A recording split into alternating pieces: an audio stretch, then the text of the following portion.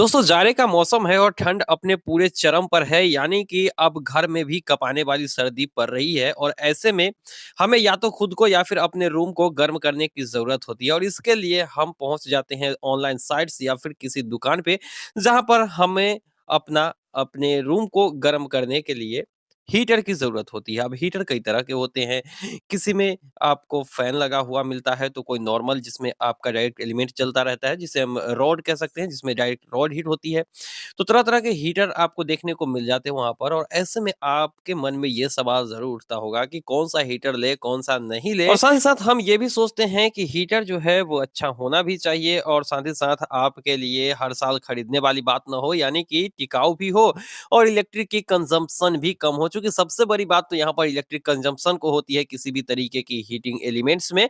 तो आज के इस वीडियो में सब कुछ डिस्कस करेंगे कि कौन-सा हीटर आपको लेना चाहिए, कौन-सा नहीं लेना चाहिए, कहाँ पर आपका एनर्जी कंजम्पशन ज़्यादा होगा, कहाँ पर कम होगा, कौन-सा पोर्टेबल है, कौन-सा रिस्की है, सब कुछ डिटेल्स में देखते चलेंगे। तो वीडियो को ध्यान से पूरा देखिए अगर आप कोई भी हीटर लेना चाहते हैं या फिर लेने की सोच रहे हैं तो। तो चलिए बिना डिले किए वीडियो को स्टार्ट कर लेते हैं। तो सबसे पहले बात करते हैं एक नॉर्मल हीटर की। सबसे पहले हम बात करते हैं नॉर्मल हीटर की। तो नॉर्मल हीटर की जो रेंज होती है वो ₹300 से स्टार्ट हो जाती है और ₹600 तक आपको मिल जाते हैं, जिसमें आपका एलिमेंट जलते रहता है, जो रॉड जो इस टाइप के होते हैं वो जलते रहता है। अब ऐसे में इस तरह के जो हीटर होते हैं,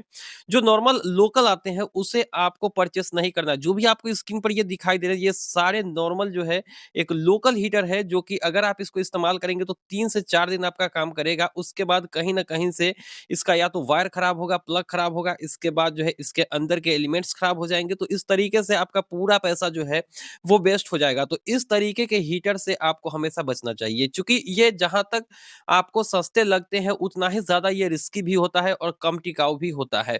बात करते हैं इस तरह के हीटर के, अगर हम एनर्जी कंजप्शन की, तो 2 रॉड इसमें लगे होते हैं जो कि 400 वाट, 750 वाट या फिर 1000 वाट के लगे होते हैं और ज़्यादातर में जो आपको सस्ते मिलते हैं उसमें 1000 वाट के 2 एलिमेंट्स जलते हैं।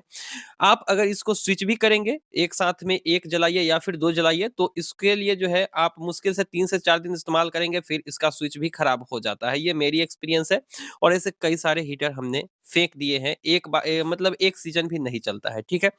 अब इस हीटर को हम छोड़ देते हैं, अब आ जाते हैं किसी कंपनी की ब्रांड के हीटर की बात कर लेते हैं। इसी तरह के हीटर की, अभी हम फैन वाले हीटर की बात नहीं कर रहे हैं, नॉर्मल हीटर की बात कर रहे हैं। तो जो नॉर्मल हीटर आते हैं जैसे किसी भी अच्छी कंपनी का, जैसे उषा वगैरह का अगर आप लेते हो, तो वहाँ पर तरह-तरह के आपको हीटर मिल जाते हैं, जहाँ पर एनर्जी कंजप्शन अलग तरीके से होती है। कुछ में आपको कुछ हीटर में आपको 2 रॉड दिए जाते हैं, जिसमें 400 वाट का एक और एक 400 वाट का, यानी कुल मिला के अगर आप दोनों को जलाते हैं तो 800 वाट का एनर्जी कंजप्शन होगा। अब बिल कितना उठेगा ये भी आपको लास्ट में हम बता देंगे। फिलहाल अभी आप इसको समझते चलिए कि अगर आप कोई किसी कंपनी का लेते हैं तो उसमें 400 वाट की ऑप्शन आपको मिल जाती है, यानी दोनों रॉड से 800 वाट, या फिर अगर आप 750 का लेते हैं तो 1500 वाट, और अगर 1000 वाट की 2 रॉड जलती है तो उसमें आपको 2000 वाट तक का एनर्जी कंजप्शन हो जाएगा। तो ये जो हीटर है दोस्तों, एक तरह से आप अगर सिंगल यूज़ करना चाहते हैं तो ये हीटर आपके लिए नहीं है, चूँकि 2 लोग अगर आप इस्तेमाल करना चाहते हैं, 2 या 2 से अधिक लोग, और इसको कहीं पे रूम में रखना है, तो इसके लिए रूम को अगर हीट करना है तो फिर आपको इसी तरह के हीटर के साथ जाना चाहिए, अगर रूम को हीट करना है तो। लेकिन पर्सनल अगर इस्तेमाल करना है तो इस तरीके के हीटर से आपको बचना चाहिए, क्योंकि इस तरीके के हीटर में जो है आपको, या ये जो है उतना पोर्टेबल नहीं होता है। जैसे नॉर्मली अगर ये काम कर रहा है तो उस समय आप उठाते हैं इसको या फिर इधर-उधर करते हैं, तो ऐसे में इसके रड के खराब होने के चांसेस भी ज़्यादा होते हैं और साथ ही साथ इलेक्ट्रिक शॉक के चांसेस भी बढ़ जाते हैं, और ये जो है ज़्यादा ही, मतलब अगर हम किसी अच्छे कंपनी की भी बात करते हैं ना, तो यहाँ पर थोड़ा-सा रिस्क इसके साथ होता है। लेकिन कम रिस्क में अगर मैं दूसरे हीटर की बात करूँ जिसमें फैन लगा होता है, जो मैं पर्सनली अभी इस्तेमाल कर रहा हूँ, तो इस तरीके के जो ब्लोअर जिसको हम कह सकते हैं, फैन हीटर है ये। तो इसमें क्या होता है कि प्राइसेस जो है आपको उसी के आस-पास लग जाती है, चूँकि अच्छे कंपनी के हीटर लीजिए या फिर फैन वाला हीटर लीजिए, वो ₹1000 से स्टार्ट हो जाती है, 1000, 1200, 1500 जो भी लीजिए। तो इसमें क्या होता है कि इसमें एनर्जी कंजम्पशन आपका उतना ही होता है, चूँकि इसमें भी 2 मोड मिल जाते हैं, आप 1000 वाट पर इस्तेमाल करिए या फिर 2000 पर या फिर 750 पर या फिर 1500 पर।